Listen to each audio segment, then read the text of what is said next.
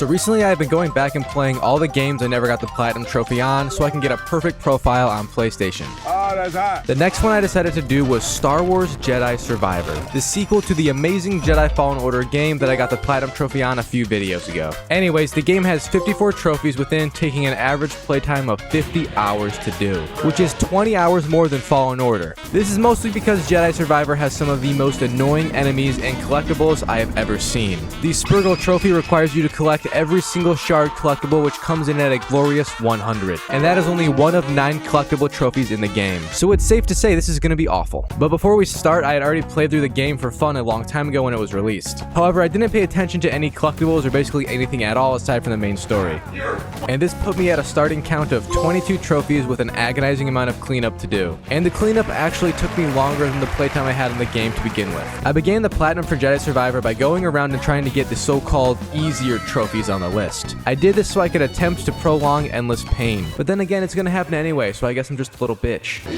But the first trophy I did was called So Uncivilized. You have to kill 10 enemies with the point blank skill. Now this is a wondrous timing skill, which means you need to time your shot the second the enemy is trying to hit you, or else it won't work and you'll just look like an idiot. Or President Biden. I ended up just farming it on these 2 enemies right next to a meditation post nearby, so I could just rest and then run back to them to try again. But Lord have mercy, it was not graceful like the Jedi way at all. I actually didn't get the point blank shot first try one time while doing this, and even though I got the trophy, I left with what felt like blue balls. So uncivilized. Next, I got a trophy for hitting 3 enemies with 1 roller mine at the same time. And it's funny because one of the only ways to get it is to go to this one place in the map that has a ton of roller mines and use them against each other. So not only did I get the trophy for this, but I also probably violated the Geneva Convention, which is lots of fun. I then just rode this animal for 500 meters straight and left with a trophy and wet, if you know what I mean. The next one I went after was called Get Down From There, and you need to attack 20 enemies whilst they are in the air.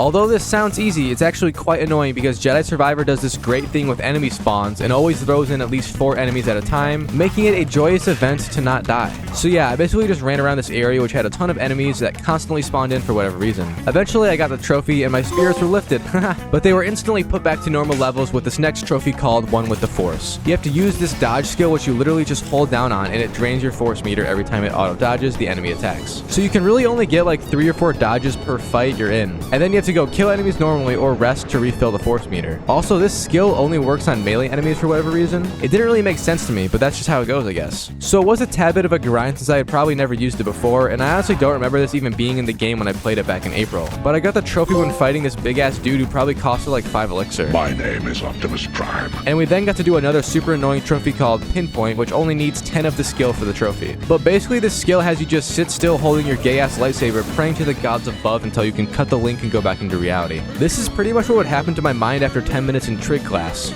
Absolute agony. So yeah, I wasn't very good at this one, and it took a lot longer than I would have wanted it to because the timing was quite hard, especially when lots of enemies were trying to slide into my butthole. And I actually got it when fighting this tall ass enemy who was trying to give me back shots. Not sure how it even worked there, but the trophy popped, so take that.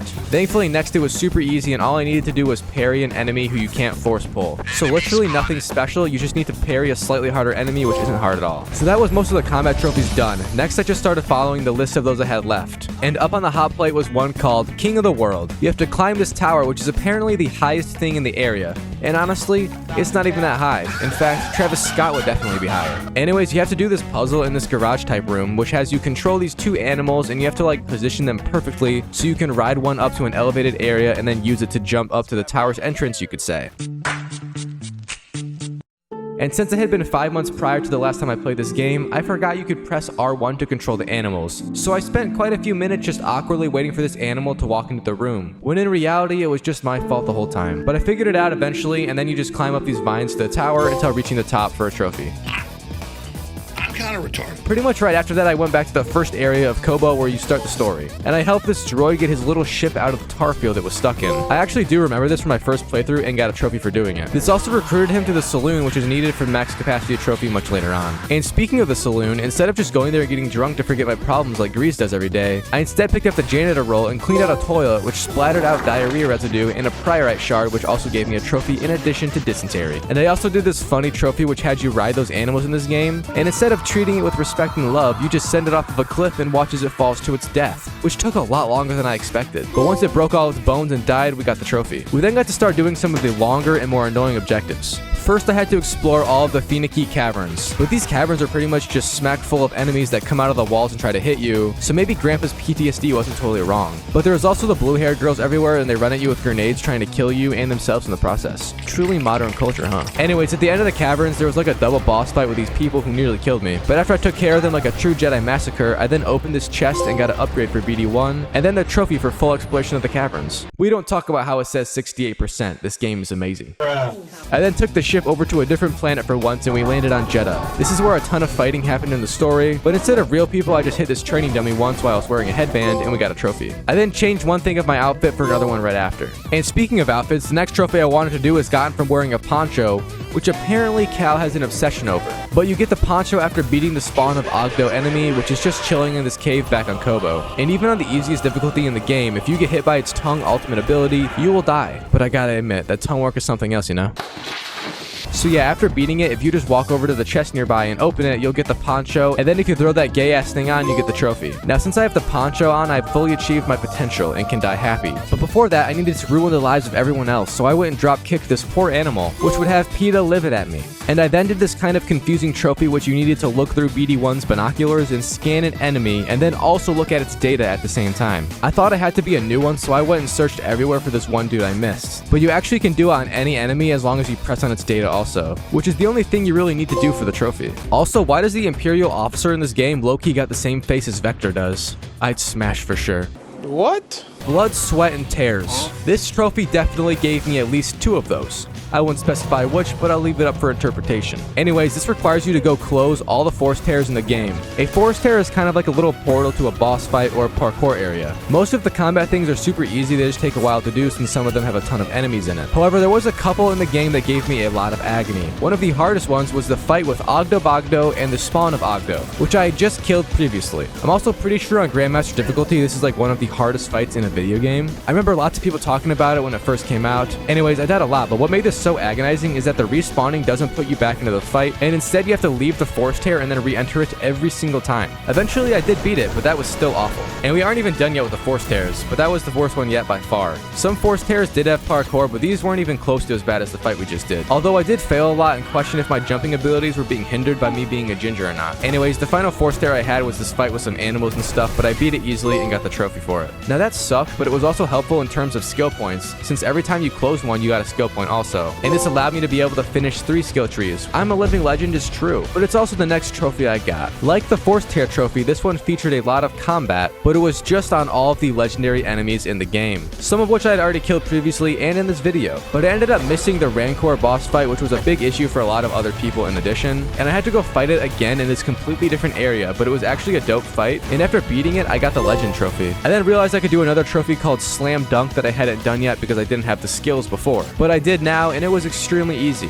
All you needed to do was go into this one force tear from earlier and pull a ton of droids together, then crush them with the screams of gender-questioning children, and that's enough pain to kill anyone and give you a trophy. I'm not gonna lie, for the next trophy, many guides were used to help my small brain figure out the Jedi puzzles in the Jedi chambers around Kobo. There isn't too many of these, but the puzzles in some of them are so confusing, especially when you're legally an idiot like me. Anyways, I don't have any other jokes to make without getting canceled again, so here's the Star Tours trophy. And since that took so long and made me question more things than just my sexuality, I decided to kick back and play a video game inside of a video game. So we are breaking the 4th wall now, but this holo-table game was actually a ton of fun. And it's so simple yet hard, I had a great time, which is exactly what she said.